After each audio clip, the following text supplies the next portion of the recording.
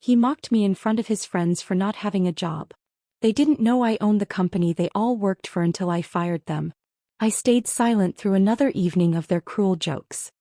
Can't even land an entry-level position, my husband James laughed, clinking glasses with his colleagues. The irony was delicious. I'd hired the firm that headhunted each of them. Tomorrow that same firm would help me clean house. The crystal glass felt cool against my palm as I watched them from across our marble-floored living room. 5 men in tailored suits, all senior executives at Reynolds Technologies, all handpicked by me through layers of shell companies and discreet hiring firms. And James, my husband of 8 years, their VP of operations, leading the chorus of mockery. Remember when she tried interviewing at Reynolds? James continued, loosening his Hermes tie. God, I wish I could have seen that train wreck. Before we begin, I want to take a moment to thank each of you for being part of this incredible journey. If you're enjoying these stories of empowerment, consider subscribing. It's completely free and helps us build this amazing community. Let's dive in. If only he knew. That interview had been my quarterly inspection of middle management, carefully orchestrated through my labyrinth of holding companies. I'd built Reynolds Technologies from the ground up 12 years ago before I even met James. The company had been my first love, my redemption after watching my father's small business crumble under corporate raiders. At least she's persistent, chuckled Michael from marketing. How many rejections this month, James? Lost count, James smirked, reaching for the 30-year-old scotch I'd bought. My scotch. Everything in this house. The art on the walls, the imported furniture, even the fancy watch on his wrist. All paid for by the company he thought had rejected me. I took another sip of water, maintaining my practiced mask of quiet humiliation. The same mask I'd worn when I first met James at a charity gala. Back then I'd already learned the hard way that success attracted parasites. 3 failed relationships with men who saw me as their ticket to luxury had taught me caution. So when I met James, I decided to experiment. I presented myself as a struggling freelance consultant, driving a modest car and living in a small apartment. James had seemed different at first. Supportive even. You'll find your place, he'd said in those early days. Just keep trying. But as soon as we married and he moved into what he thought was our house, the mask began to slip. Success changed him, or rather revealed him. Hey honey, James called out now, his voice dripping with false sympathy. Maybe you should try the coffee shop down the street? I heard they're hiring baristas. More laughter. I forced a weak smile, playing my role perfectly. Inside, I was reviewing the documentation my private investigators had compiled over the past year. The unofficial meetings with competitors. The inflated expense reports. The small but steady leaks of company information that always seemed to benefit James's personal stock portfolio. I think I'll head upstairs, I said softly, playing the part of the defeated wife. Big day tomorrow, another interview. Don't wait up, sweetie, James called after me. We're celebrating Peterson's promotion. Might be a late one. Peterson, my latest plant in senior management.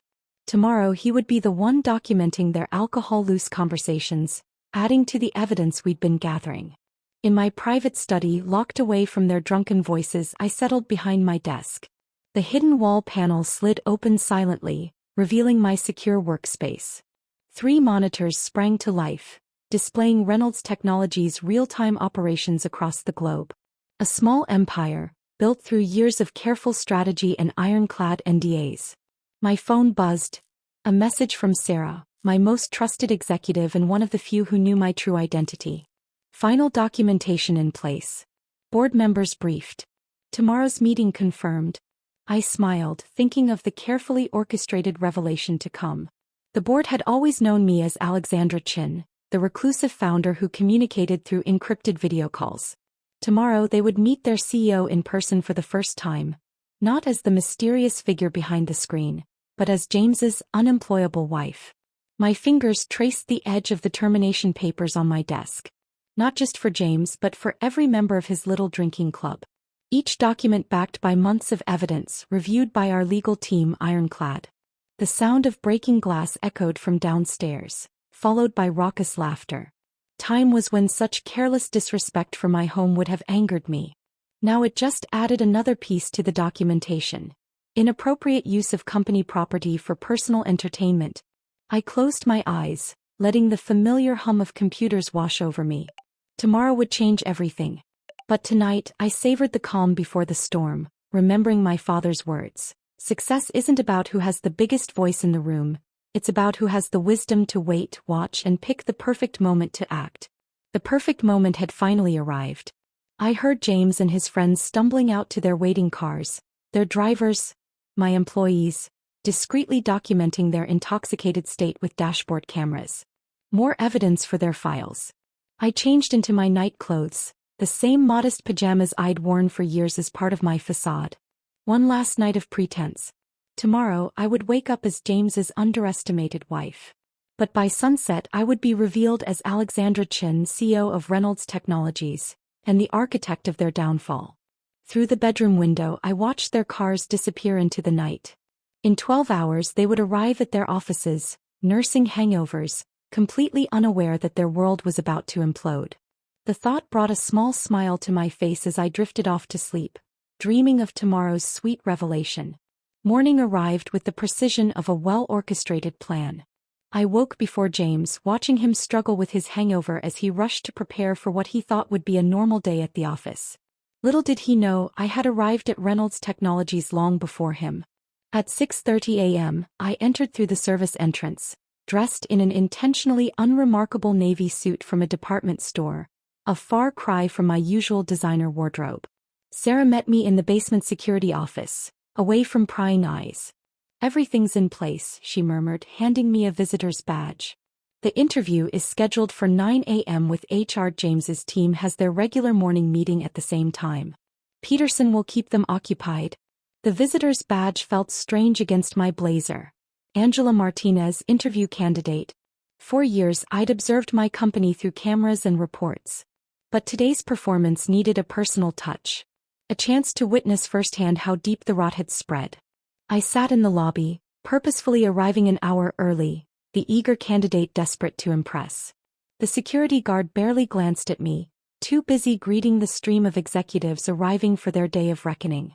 I watched James stride through the lobby at 8:45, not even noticing me behind my prop reading material, the company's own annual report. "Ms. Martinez?"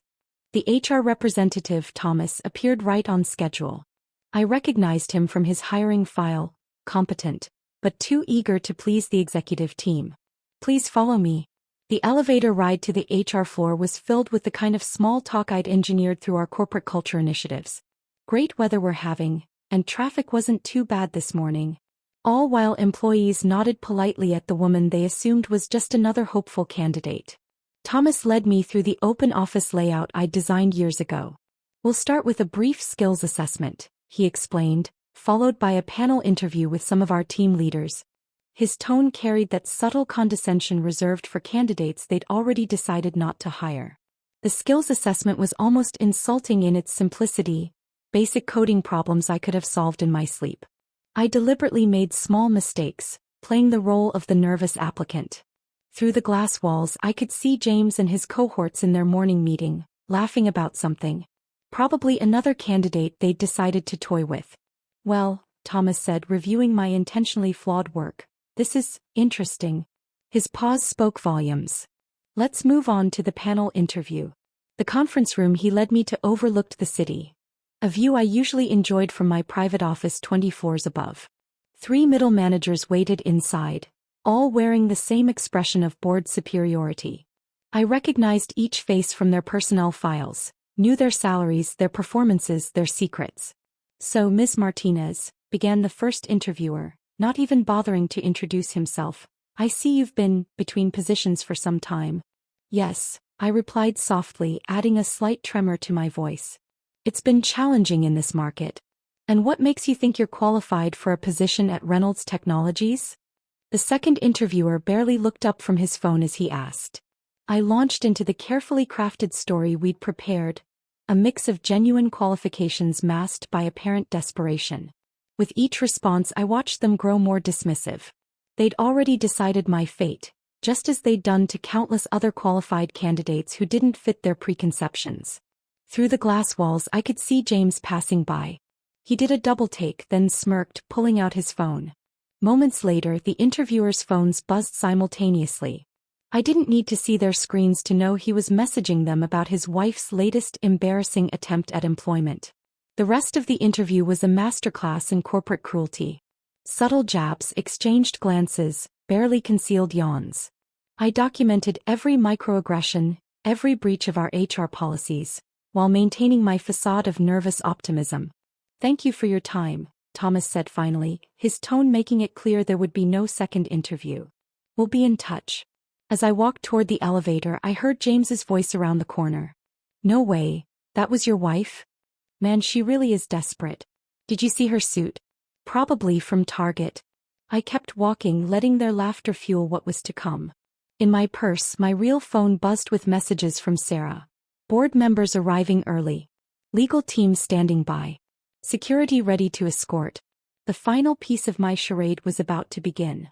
I ducked into a restroom, entering the last stall where Sarah had hidden a garment bag earlier that morning. Inside was my real armor.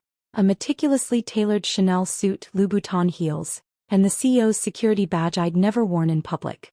As I transformed from Angela Martinez, failed job candidate, to Alexandra Chen, CEO of Reynolds Technologies, their mocking laughter still echoed in my mind.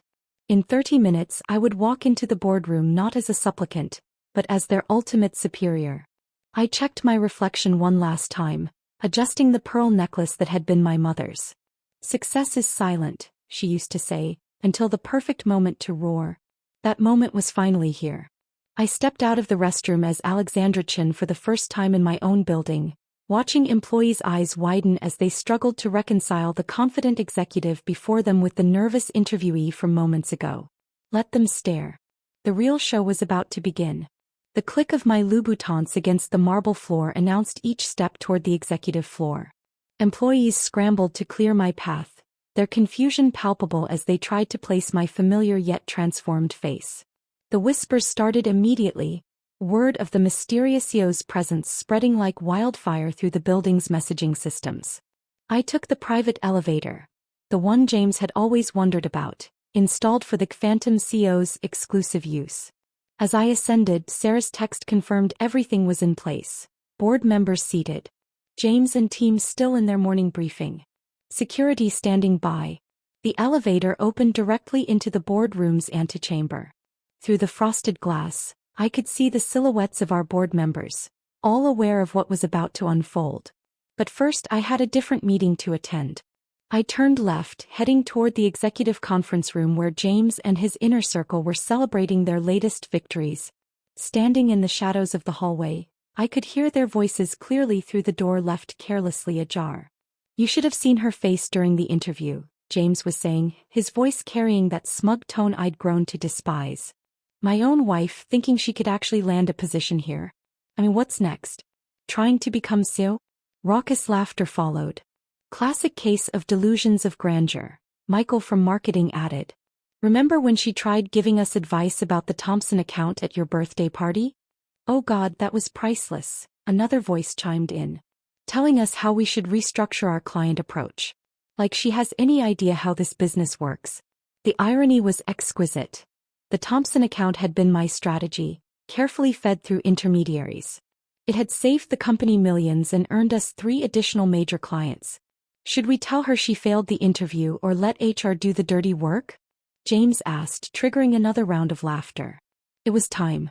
I stepped into the doorway, my presence casting a shadow across their morning coffees. The laughter died instantly. "Actually," I said, my voice carrying the authority of 12 years of leadership, "I think I'll deliver that news myself." The shock on their faces was everything I'd imagined and more. James's coffee cup stopped halfway to his mouth, his face draining of color as he struggled to reconcile his wife's appearance with the aura of absolute authority I now projected. What are you doing here?" he stammered. "And dressed like the CEO of Reynolds Technologies?" I finished for him, stepping fully into the room.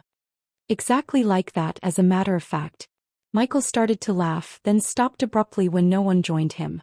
Peterson, my planted executive, was already gathering his things, a knowing smirk playing at the corners of his mouth. "This is a restricted floor," James tried, attempting to regain some control. "Security will be here any minute." "They're already here," I replied calmly as two security officers appeared behind me. Though not for the reason you think. I pulled out my phone, sending a single text. Immediately, every screen in the conference room lit up with a single document. The company's original incorporation papers, bearing my signature and photo. Alexandra Chin, I announced, watching their faces contort as the realization hit them. Founder and CEO of Reynolds Technologies. Or as you know me, James's unemployable wife. The silence was deafening. James's face had progressed from white to green, his eyes darting between my face and the documents displaying his wife of 8 years as the owner of everything he'd bragged about building. "This is impossible," he whispered. "You're just what, James? Just your wife? Just someone who couldn't even land an entry-level position?" I moved to the head of the table, my table, and sat down. "Tell me, how does it feel to realize you've been mocking your own boss for years?" Michael stood up suddenly, his chair screeching against the floor. "I should go." "Sit down," I commanded, my voice cutting through his panic. "None of you are going anywhere just yet." I pressed another button on my phone. The screens changed to display a compilation, security footage, email exchanges, recorded conversations. Every joke, every mockery, every moment of cruelty played out in high definition. "An interesting management style you've developed," I observed, watching them squirm. "Creating a culture of bullying, discrimination, and harassment. Did you really think I wouldn't notice? That I wouldn't care how you treated people you thought were beneath you?" "Alex, honey," James tried, his voice taking on the placating tone he used when trying to talk his way out of trouble. "We can explain." "Oh, I think you've explained enough," I cut him off. "In fact, you've been explaining for years. Every dinner party, every social gathering, every company event. You've made your character crystal clear." I stood up, smoothing my skirt. "The board is waiting next door to formalize what you've already accomplished yourselves, your immediate termination for cause. All of you." I looked each man in the eye, saving James for last. "Though I suppose I should thank you. You've made this decision remarkably easy." "You can't do this," James protested weakly. "I'm your husband." "Actually," I smiled, removing my wedding ring and placing it on the table, "as of this morning I'm just your C. And you're fired." The security officers stepped forward as I turned to leave. Behind me I could hear the beginnings of protests, of threats, of desperate bargaining. But I was already walking away, heading toward the boardroom where the real work of cleaning house would begin. After all, I had a company to run. The board meeting was swift and decisive. 12 pairs of eyes watched as I signed the official termination documents, their expressions a mixture of admiration and shock at finally meeting their elusive CEO in person. But the real work was just beginning. As security escorted James and his cohorts from the building, I retreated to my private office, the mysterious top-floor suite that had spawned so many rumors over the years. Sarah followed, tablet in hand, ready to execute the next phase of our plan. "Their access has been revoked," she reported, swiping through security protocols.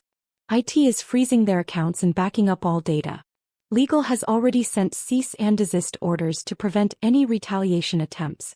I stood at the floor-to-ceiling windows, watching James and his friends being escorted to their cars below.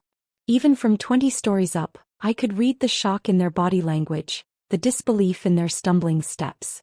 "What about the house?" I asked, thinking of the home James thought he'd helped pay for. "The security team is already there, changing the locks. Your personal items have been moved to the penthouse as planned. As for James's things," Sarah paused, allowing herself a small smile, "they'll be delivered to his mother's house by this evening."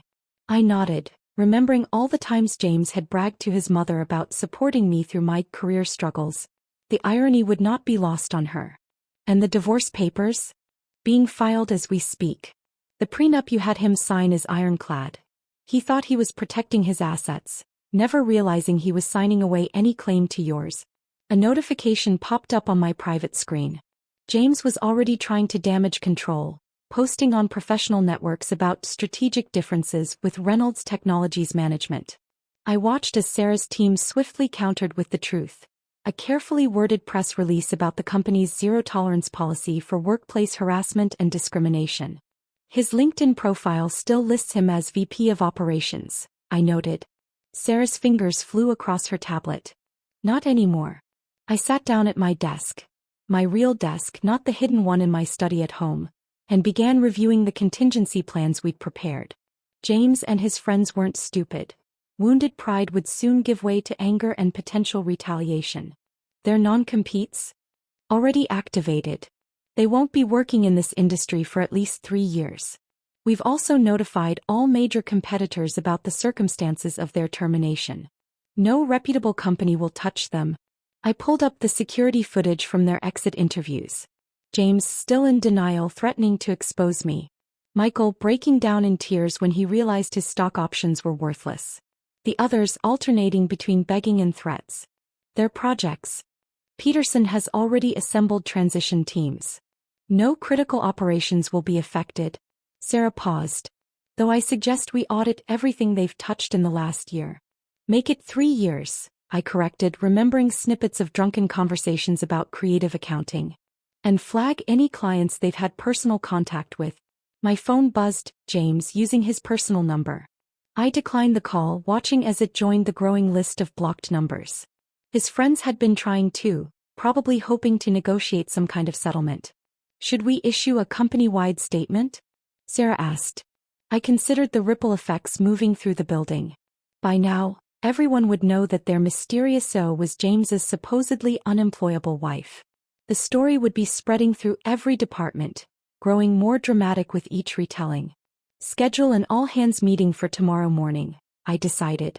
It's time they met their real CO, not the caricature James created. A subtle alert flashed on my screen. James had arrived at his mother's house.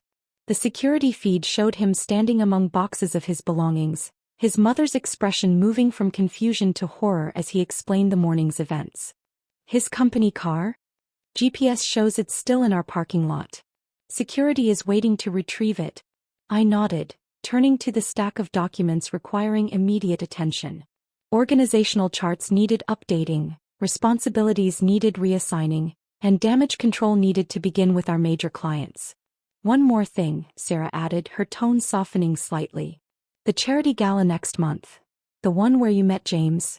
Cancel my RSVP, I interrupted. But double the company's donation. Anonymously. The afternoon passed in a blur of meetings, decisions, and strategic planning. I watched through various security feeds as James's office was packed up, his personal items cataloged and shipped out. His parking space, the one he'd bragged about to everyone, was already reassigned. By evening, as the sun set over the city skyline, Sarah brought me one final report. They're all serving their garden leave at home. Security is monitoring their communications. No unusual activities yet, but they're in shock, I finished. Give them a day. Then the real reactions will begin. I leaned back in my chair, finally allowing myself to feel the weight of the day. In less than 12 hours, I'd shed a false identity, ended a marriage, fired 5 executives, and stepped into the public eye as CEO. Was it worth it? Sarah asked quietly, breaking protocol for a moment of honesty. I thought about years of subtle humiliation, of watching James and his friends crush other people's dreams for sport, of witnessing their casual cruelty to everyone they deemed beneath them. Ask me again in a week, I replied, turning back to my monitors. There was still work to be done, a company to run, and a reputation to rebuild. After all, revenge wasn't just about one dramatic moment. It was about ensuring they never recovered enough to hurt anyone else again. The next morning arrived with a flurry of activity. The all-hands meeting was scheduled for 10 a.m., but I arrived at the office at dawn. There was strategic maneuvering to be done before addressing the troops. We've got movement, Sarah reported, striding into my office with her ever-present tablet. James tried to contact the Thompson account at 3 a.m. Fortunately, we had already locked down all client communications. I pulled up the monitoring dashboard on my screen. In the 12 hours since their termination, each of the fired executives had made predictable moves. Michael had tried to download client lists before his access was revoked. Peterson, my planted executive, had documented every attempt. Their severance packages? I asked, though I already knew the answer. Voided due to documented misconduct. Legal has compiled a thorough brief. Sarah's fingers flew across her tablet. James tried to access his investment accounts at midnight. He seemed surprised to learn that his stock options were worthless. I smiled, remembering all the times he'd bragged about his company shares at dinner parties. He'd never bothered to read the fine print about misconduct clauses. What about the others? 2 have already reached out to competitors. We've documented the attempts. Clear violations of their non-compete agreements. Sarah paused. And James's mother has been quite vocal on social media about her daughter-in-law's betrayal. I pulled up the social media monitoring feed. The story was spreading, but not in the way James had probably hoped. Former employees were coming forward with their own stories of harassment and discrimination. Each post reinforced our narrative of necessary corporate housecleaning. Time for the next move, I announced, pulling up a carefully prepared email. With one click, I sent invitations to one-on-one meetings with every employee who had reported to James and his inner circle. That's going to cause some anxiety, Sarah observed. Good. I want them off balance. I stood, smoothing my skirt. Have security do another sweep of James's office. Check for any hidden documents or devices. The morning unfolded like a well-played chess game. While James and his friends were presumably nursing their wounds and plotting revenge, we were systematically dismantling their corporate legacy. At 9:45, I stood before the mirror in my private bathroom, making final adjustments to my appearance. The woman staring back bore little resemblance to the meek wife James had mocked for years. Today's armor was a steel-gray Armani suit, accessorized with quiet but unmistakable power. The auditorium is full, Sarah reported. Everyone's waiting. I nodded, gathering my thoughts. Start the recording. The all-hands meeting would be documented for legal purposes, and to ensure our message reached every employee across all time zones. As I walked onto the stage, the hushed whispers died immediately. Good morning, I began, my voice carrying easily through the sound system. I'm Alexandra Chin, founder and CEO of Reynolds Technologies. Some of you knew me as James Morrison's wife. Today you'll know me as your leader. The silence was absolute. In the front row, I could see the HR team squirming, probably remembering yesterday's sham interview. Yesterday we terminated 5 executives for cause. You've all heard the rumors. Yes, one was my husband. Yes, it was because of documented misconduct, harassment, and abuse of power. I paused, letting that sink in. But today isn't about them. It's about us. About the company we're going to be moving forward. For the next hour, I outlined my vision for Reynolds Technologies. With each point, I systematically dismantled the toxic culture James and his friends had fostered. New reporting structures, enhanced HR protocols, anonymous feedback channels, each announcement a calculated move in our corporate chess game. Finally, I concluded, my door is open. Not metaphorically, literally. Starting today, any employee can schedule time with me directly. No gatekeepers, no filters. The applause that followed was tentative at first, then growing stronger. As I left the stage, Sarah showed me her tablet. The company's internal messaging system was exploding with positive responses. Back in my office, the next phase began. One by one, I met with James's former direct reports. Each conversation was a delicate balance of reassurance and assessment, identifying potential allies and threats. James called again, Sarah reported between meetings. This time from a burner phone. He's demanding a private meeting. Document it with legal, I replied, reviewing the notes from my last meeting. And check his mother's social media. She usually telegraphs his next move. By late afternoon, the corporate chessboard had shifted dramatically. 3 of James's most loyal managers had resigned rather than adapt to the new regime. 2 others had provided valuable information about past misconduct in exchange for amnesty. The Thompson account called, Sarah announced. They want to meet the real CEO. I smiled, remembering James's mockery of my suggestions about their account. Schedule it for tomorrow. And send them the presentation I've been working on. The one James rejected last month. A notification popped up on my screen. James had been spotted at a bar with Michael and 2 other former executives. Our surveillance team was monitoring their conversation. They're plotting something, Sarah observed. Of course they are, I replied, pulling up contingency plans we'd prepared months ago. Let them plot. Every move they make just gives us more ammunition.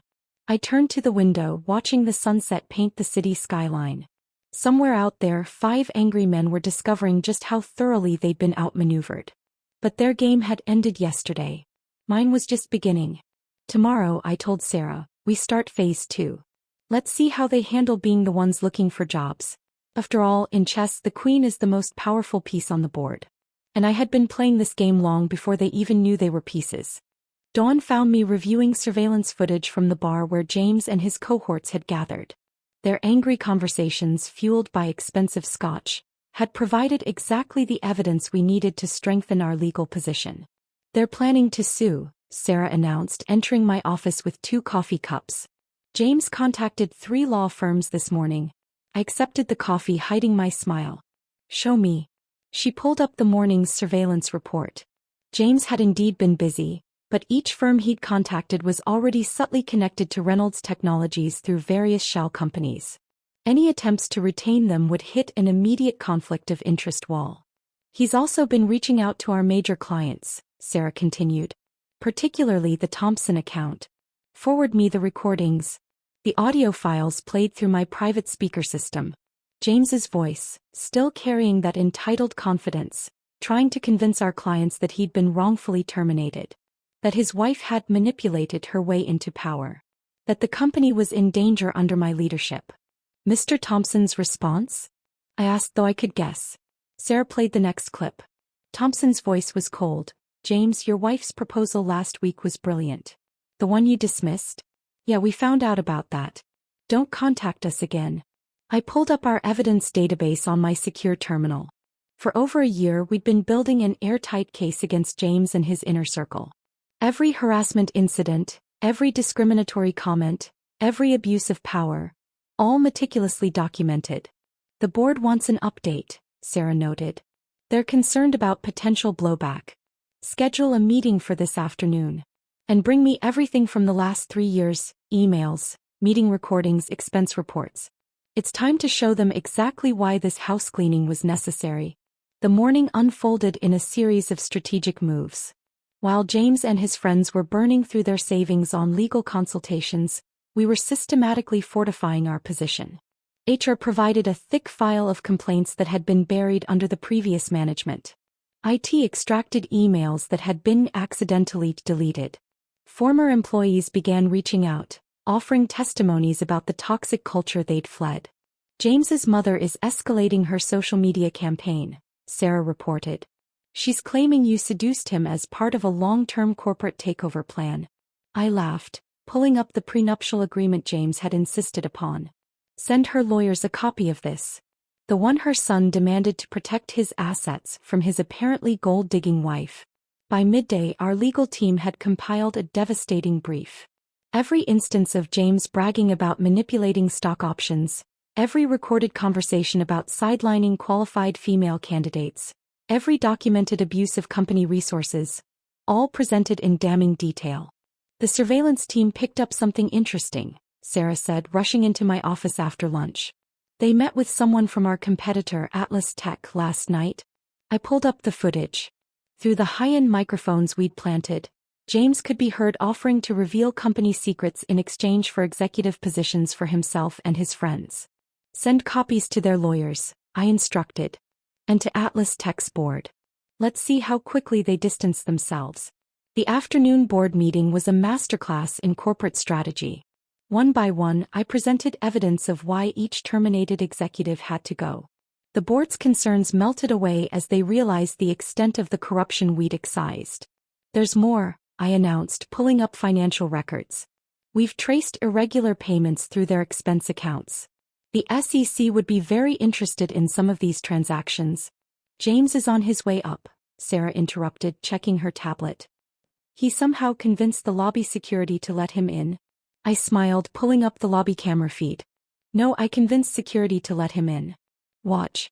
On the screen, James stormed through the lobby, his expensive suit wrinkled, his face flushed with anger and alcohol. He was clutching a folder that undoubtedly contained what he thought was damaging information. Should I have security stop him? Sarah asked. Not yet. Let's see what he thinks he has.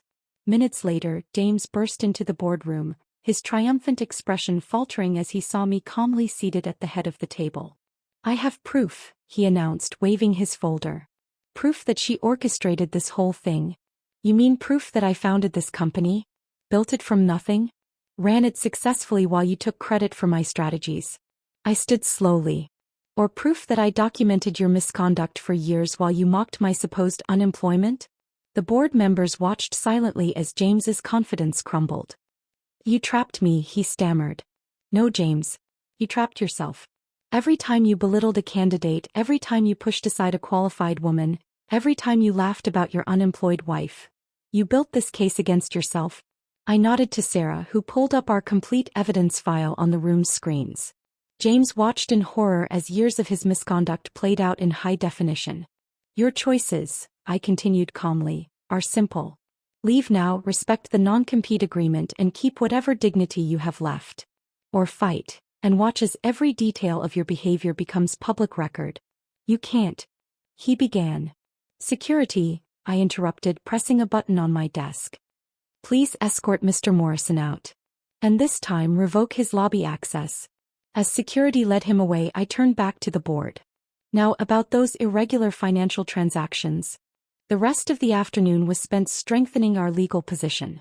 Every piece of evidence was catalogued, every testimony recorded, every document notarized. By evening, we had built a case so solid that no law firm would touch James's claims with a 10-foot pole. They're meeting again tonight, Sarah reported as darkness fell. Same bar. Good, I replied, reviewing the latest surveillance request. Let's hear what other evidence they're willing to give us. After all, the best case is built by letting your opponents think they're winning. Right until the moment they lose everything. The bar surveillance proved more valuable than we could have hoped. Drunk on expensive whiskey and wounded pride, James and his friends spent hours inadvertently confessing to years of corporate malfeasance. Play that section again, I instructed Sarah the next morning, leaning forward in my chair. Through our high-quality surveillance feed, James's slurred voice filled my office. Remember that merger last year? The one that made us look like geniuses? Well, let me tell you how we really pulled that off. What followed was a detailed confession of insider trading, complete with names, dates, and dollar amounts. Send this to legal, I ordered. And notify the SEC anonymously. It's time to create our perfect storm. Sarah's fingers flew across her tablet. James has already started selling his personal stocks. The others are following suit. Perfect. I pulled up our contingency plans. Activate Protocol Thunder. Protocol Thunder was the culmination of months of planning. A carefully orchestrated series of events designed to trap James and his cohorts in their own web of deceit. The first phase began immediately. Leak the merger investigation to the financial press, I instructed. But make it seem like it came from a concerned former employee. Within hours, the story hit the business news networks. Reynolds Technologies' stock took a small hit, exactly as planned. James and his friends, already paranoid and watching their investments, would see it as an opportunity to save themselves. They're panicking, Sarah reported, monitoring their phone calls. All 5 of them are calling their broker simultaneously. I watched the trading monitors as they frantically sold their shares, trying to get ahead of what they thought was coming. With each sale, they dug themselves deeper into legal jeopardy. Now, I said, nodding to Sarah. Release Phase 2. The press release went out company-wide and to all major news outlets. Reynolds Technologies was announcing a major restructuring and expansion. Our stock price shot up within minutes, but James and his friends had already sold at a loss. A clear case of attempted market manipulation based on insider knowledge. Mr. Thompson from the Antitrust Commission is on line 1, Sarah announced. I took the call on speaker. Alexandra Chin. Miss Chin, we've received some very interesting information about last year's merger. Yes, we've been conducting an internal investigation, I replied smoothly. I'd be happy to share our findings, including some rather illuminating surveillance footage from a bar last night. The pieces were falling into place. By midday, the SEC had opened a formal investigation into James and his friends' trading activities. The Antitrust Commission was reviewing the merger. And our stock price was soaring as the market responded to our expansion announcement. James is trying to leave the country, Sarah reported, checking her surveillance feeds. His passport was mysteriously flagged at the airport. I allowed myself a small smile. How unfortunate. And the others?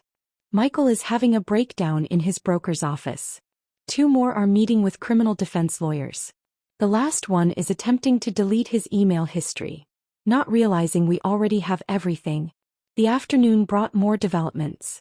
Our anonymous tips had sparked investigations at 3 other companies where James and his friends had previously worked. Former colleagues, sensing blood in the water, began coming forward with their own stories of misconduct. Their lawyers are requesting a meeting, Sarah announced. They're offering to settle. Decline, I replied, watching the latest news coverage. Let them sweat. By evening, the perfect storm was in full swing. The SEC investigation had expanded to include their personal trading accounts. The Antitrust Commission had frozen their assets pending review. And 3 separate class action lawsuits had been filed by former employees alleging systematic discrimination. James's mother has gone quiet on social media, Sarah noted with satisfaction. She probably saw the insider trading allegations, I replied. Even she can't spin that positively. A notification popped up on my screen. James was attempting to access his frozen accounts, growing increasingly desperate as each transaction was declined. Should we release the bar footage to the media? Sarah asked. Not yet. I stood, walking to the window. Let's see how they handle tomorrow first. Tomorrow would bring the final phase of Protocol Thunder. While James and his friends were distracted by investigations and frozen assets, we had been quietly buying up their dumped shares through shell companies. When the market opened, Reynolds Technologies would announce a major government contract. One we'd been secretly negotiating for months. Their wives are calling divorce lawyers, Sarah reported, checking her tablet one last time for the day. Apparently, they're not happy about potentially losing everything due to their husband's fraud. I thought about the prenup James had insisted upon, thinking he was protecting himself from a gold-digging wife. How ironic that it would now protect my assets from his legal troubles. Send them all meeting invitations for tomorrow morning, I instructed. 9 a.m. sharp. They won't come, Sarah predicted. Oh, they will. I turned from the window, my reflection hard and clear in the darkening glass. Because right now, I'm their only hope of survival. As night fell over the city, I reviewed tomorrow's script one final time. In less than 12 hours, James and his friends would sit in my office, broken and desperate as I presented them with their options. The choice between total destruction and merely complete humiliation. Their security badges are ready, Sarah said, placing 5 visitor passes on my desk. I picked one up, running my thumb over James's photo. Tomorrow then. After all, the perfect storm wasn't just about destruction. It was about forcing your enemies to acknowledge the lightning before the thunder struck. 9 a.m. arrived with the precision of a well-orchestrated symphony. One by one, James and his former colleagues shuffled into my office, shadows of their former arrogant selves. Their expensive suits were wrinkled, their faces haggard from sleepless nights and mounting pressure. Gentlemen, I greeted them, seated behind my desk. I believe you've all had an interesting week. James couldn't meet my eyes. Michael was visibly trembling. The others stared at their visitor badges as if they couldn't quite believe how far they'd fallen. The board is waiting, I announced, standing. Shall we? They followed me like condemned men to the executive boardroom. Through the glass walls, they could see the full board of directors seated around the massive table, along with our legal team and several SEC representatives. Before we begin, I said, pausing at the door, I want you to understand something. What happens in the next hour will determine not just your professional futures, but your personal freedom. The boardroom fell silent as we entered. Sarah stood at the presentation screen, ready to begin. The SEC representatives had their notebooks open, pens poised. Members of the board, distinguished guests, I began, taking my place at the head of the table. We're here today to address several serious matters concerning corporate governance, financial misconduct, and systematic abuse of power. With a nod to Sarah, the presentation began. On the screen, evidence of their misdeeds played out in devastating detail. Trading records, surveillance footage, email chains, recorded conversations, a complete catalog of their destruction. As you can see, I continued as James sank lower in his chair, the pattern of misconduct extends far beyond simple workplace harassment. We're looking at securities fraud, insider trading, and criminal conspiracy. The SEC representatives were taking rapid notes. The board members' faces had turned to stone. Michael looked ready to faint. However, I paused, letting the tension build. Reynolds Technologies is prepared to offer a limited amnesty agreement. One time, one offer, no negotiations. That got their attention. 5 heads snapped up, hope warring with suspicion in their eyes. Sarah distributed thick document folders to each of them. The terms are simple, I explained. Full cooperation with all investigations. Complete disclosure of all misconduct, whether previously discovered or not. Return of all profits from irregular trading activities. And most importantly, a public acknowledgement of your actions. You want us to confess? James found his voice, though it cracked on the last word. I want you to face the consequences of your choices, I corrected him. Sign these agreements now and Reynolds Technologies will not press criminal charges. Refuse and the SEC has enough evidence to ensure you all spend considerable time in federal prison. The board members watched impassively as the 5 men frantically flipped through their documents. Their lawyers seated behind them were already nodding grimly. You have 5 minutes to decide, I announced, checking my watch. After that, this offer expires and we proceed with full prosecution. The next few minutes were filled with desperate whispers between the men and their lawyers. I could see the exact moment each one broke, their signatures appearing on the documents one by one. James was last, his hand trembling as he scrawled his name. Our eyes met as he pushed the folder across the table. In his, I saw the final death of his arrogance, the complete understanding of how thoroughly he'd been outplayed.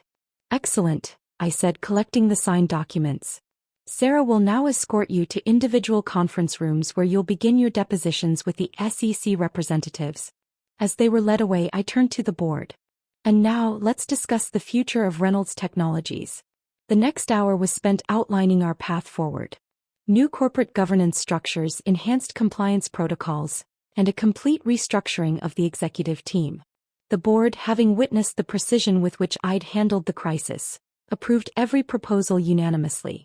One last thing, I added as the meeting drew to a close. I wanted on record that every employee affected by the previous management's discrimination will be reviewed for reinstatement or compensation. The board's approval was immediate. After all, it was a small price to pay to avoid the publicity nightmare we'd saved them from. Later, in my office, Sarah brought me the preliminary depositions. They're singing like canaries, she reported, each trying to save himself by incriminating the others. I scanned the documents, noting how quickly they turned on each other. Make sure their confessions are properly recorded and witnessed. We don't want any retractions later. Through my window, I could see James being escorted to his car, his career and reputation in tatters. His lawyer was already on the phone, presumably trying to salvage what he could from the wreckage of his client's life. Their trading records? I asked Sarah. Being combed through by forensic accountants. Initial estimates suggest they'll each have to repay several million in irregular gains. I nodded, turning back to my desk. The company stock was up 15% on news of the governance changes. The business papers were already hailing Reynolds Technologies as a model of corporate accountability. Schedule a company-wide meeting for tomorrow, I instructed. It's time to rebuild what they tried to destroy. Sarah paused at the door. Was it worth it? I thought about years of watching them crush dreams, bully subordinates and mock anyone they deemed inferior. About all the careers they'd derailed and lives they'd impacted. Ask the people who'll get their jobs back, I replied. Ask the women who won't have to face harassment. Ask everyone who believed they'd never face justice. After all, the best revenge isn't just about punishment. It's about ensuring positive change for those left behind. The days following the board meeting unfolded like a carefully orchestrated domino effect. Each morning brought new revelations, each afternoon new consequences, and each evening new victories. James's criminal defense lawyer quit, Sarah announced, entering my office with the morning briefing. Apparently, he tried to recant parts of his confession. I pulled up the surveillance feed from his deposition room. Send them the video of his voluntary confession. And the one where his lawyer advised him of his rights 3 separate times. The fallout was spreading beyond our corporate walls. 3 other companies had launched internal investigations after discovering similar patterns of misconduct during James and his friends' previous employments. Their professional networks were crumbling as former allies rushed to distance themselves. Michael attempted suicide, Sarah reported quietly, placing a news clipping on my desk. Is he stable? Yes. Under psychiatric observation. I nodded, feeling a complex mix of emotions. Make sure his medical bills are covered anonymously. And have HR fast-track the reviews of anyone he harassed or discriminated against. The media was having a field day. Business journals were running in-depth exposés on toxic corporate culture. Women's magazines wanted interviews about breaking the glass ceiling. Tech blogs were analyzing how the phantom CEO had orchestrated such a perfect takedown. James's mother gave an interview, Sarah said, pulling up the video. I watched as the woman who had once boasted about her successful son now tearfully apologized for enabling his behavior. The interview ended with her announcing a donation to workplace harassment prevention programs. His wife filed for divorce this morning, along with the wives of 3 others. They're all claiming they had no knowledge of the financial fraud. I turned to the window watching the city below. Somewhere out there, James was probably sitting in his mother's guest room, watching his world implode. His assets were frozen, his reputation destroyed, his marriage over, and his future a maze of legal proceedings. The reinstatement interviews are going well, Sarah continued, changing topics. 12 former employees have already accepted offers to return. Among them was Jennifer Chin, no relation, a brilliant programmer James had driven out 2 years ago. She was now heading our new AI division, her expertise finally recognized and valued. The Thompson account doubled their contract with us. They're impressed with our new leadership and transparency initiatives. A notification popped up on my screen. Another former employee had gone public with their story. This time, it was someone from James's previous company, describing a pattern of behavior that stretched back years. The SEC investigation is expanding, Sarah reported. They're looking into every company they've ever worked for. I pulled up our secure database, reviewing the evidence we'd gathered. Send the investigators everything we have. Every document, every recording, every trail of misconduct. The professional fallout was just the beginning. Social consequences were proving equally devastating. Country club memberships revoked. Board positions at charities resigned. Private school admissions for their children suddenly waitlisted. They're being blackballed from every executive position on the East Coast, Sarah noted, scrolling through her tablet. The whistleblower websites are full of stories about them. I reviewed the latest photos from our surveillance team. James, unshaven and disheveled, trying to meet with former colleagues who suddenly had urgent appointments elsewhere. Michael leaving his psychiatrist's office haunted and hollow. The others each dealing with their downfall in their own desperate ways. Peterson sent his final report, Sarah added. The transition team has completely restructured their former departments. Productivity is up 40%. It wasn't just about numbers. The office atmosphere had transformed. Without the toxic influence of James and his friends, employees were flourishing. Innovation was rising, collaboration improving, and the fear that had permeated certain departments was dissipating. Their legal teams are requesting another meeting, Sarah said. They want to discuss additional cooperation in exchange for lighter penalties. Too late. I turned back to my desk. They had their chance at amnesty. Actions have consequences. A message flashed on my screen, James attempting to contact me through a new email account. Like all his previous attempts, it was automatically archived for the legal team and blocked. His personal belongings? I asked. Still in storage. His mother's house is apparently too small for his essential collection of luxury items. I thought about the way he used to mock people for shopping at department stores, for driving modest cars, for living within normal means. Now he was learning the true value of things, and the cost of arrogance.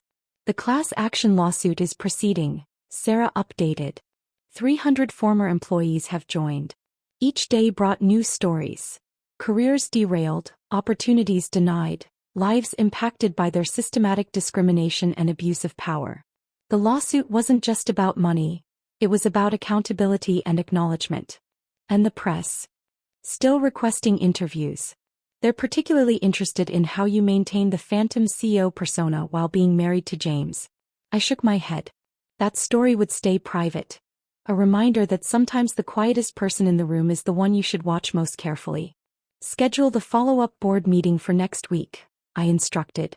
It's time to implement phase 2 of our corporate restructuring. As Sarah left, I reviewed the latest surveillance photos one last time. 5 men once so powerful and arrogant, now reduced to shadows of their former selves. Their fall from grace wasn't just professional. It was complete and irreversible. After all, the true fallout of revenge isn't just in the initial explosion. It's in the radioactive aftermath that ensures nothing can ever grow in its place. 6 months had passed since the day I revealed myself as Reynolds Technologies CEO. Standing at my office window watching the autumn leaves scatter across the corporate plaza, I reflected on how completely the landscape had changed. The final numbers are in, Sarah said, entering with her tablet. Quarterly profits up 60%. Employee satisfaction at record highs. And the class action settlement was approved this morning. I nodded, turning from the window.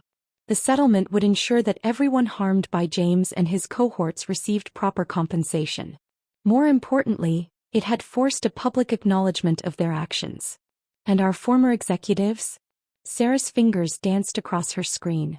James is working as a junior sales associate at a small electronics store in Ohio.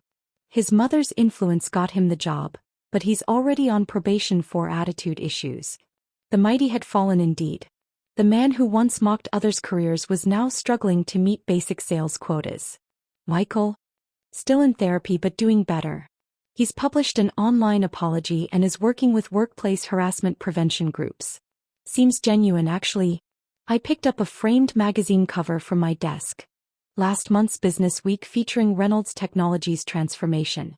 The article had praised our new corporate culture without ever mentioning the scandal that prompted it. The others. One's teaching business classes at a community college focusing on corporate ethics, ironically. Another is working at his brother-in-law's construction company. The last one moved to Alaska to find himself. Their falls had been spectacular, but that wasn't what I thought about most. Instead, I focused on the changes their departure had enabled. Jennifer's AI division? Sarah smiled. 3 new patents filed this quarter. The team she rebuilt is revolutionizing our entire approach to software development. Throughout the company, similar transformations had occurred. Departments once ruled by fear now buzzed with innovation. Employees previously sidelined were leading breakthrough projects. The toxic culture James and his friends had fostered was being replaced by something genuinely collaborative. The Thompson account sent this over, Sarah said, placing a bottle of champagne on my desk. They're impressed with the new project proposals. Jennifer's team apparently solved a problem they've been struggling with for years. I thought about all the times James had dismissed Jennifer's ideas, mocked her suggestions, made her doubt her own brilliance. Now she was leading our most profitable division. Any recent contact attempts? Sarah checked her logs. James tried to reach out through LinkedIn last week. His profile still lists him as our former VP of operations. Though anyone who searches his name gets quite a different story. The internet never forgets. Every article about workplace harassment, every exposé on corporate fraud, every cautionary tale about abuse of power. Their names appeared in all of them. The documentary crew is requesting another interview, Sarah added. They're calling it Glass Ceiling, Shattered. Focus is on corporate transformation and women in leadership. I shook my head. Direct them to our successful division heads instead. Jennifer, Maria, Sophia. The ones doing the real work of rebuilding. My phone buzzed. A message from James's mother. Since her public apology, she'd become an unlikely ally in corporate culture reform, speaking about the dangers of enabling toxic behavior. I'd anonymously funded her speaking tour. The board meeting is in 10 minutes, Sarah reminded me. They want to discuss international expansion. I gathered my materials, pausing at the office door. The nameplate read simply, Alexandra Chen Su. No more shadows, no more masks, no more pretense. It's been exactly 6 months, Sarah noted, falling into step beside me. Any regrets? I thought about James's last words to me in the boardroom, his final attempt at manipulation. I really did love you, you know. No, I replied, striding toward the conference room. No regrets. Just lessons learned. The lessons weren't just about revenge. They were about power, responsibility, and the obligation to use both wisely. About creating something better from the ashes of destruction. The employee mentorship program has a waiting list, Sarah reported as we walked. Turns out people are eager to learn when they're not afraid of being mocked. That was the real victory. Not the fall of James and his friends, but the rise of everyone they tried to keep down. Every promoted employee, every implemented idea, every positive change was a testament to what could grow when you removed the poison from the soil. One last thing, Sarah said as we reached the boardroom. HR reported 0 harassment complaints this quarter. First time in company history. I paused, letting that sink in. The human cost of James's leadership style had been immeasurable. But the healing was measurable, quantifiable, real. Inside the boardroom, the board members were already seated. These meetings were different now, more collaborative, more focused on long-term growth than short-term profits. The fear of speaking up had been replaced by the excitement of possibility. Shall we begin? I took my seat at the head of the table, feeling the weight of responsibility and the lightness of vindication in equal measure. After all, the best revenge isn't just about destroying what was wrong. It's about building something better in its place. And as I looked around at what Reynolds Technologies had become, I knew that the real victory wasn't in James's fall. It was in everyone else's rise. Let's talk about the future, I said, opening my folder. Because that's what remained after revenge. Not the satisfaction of destruction, but the responsibility of creation. And I was ready for both.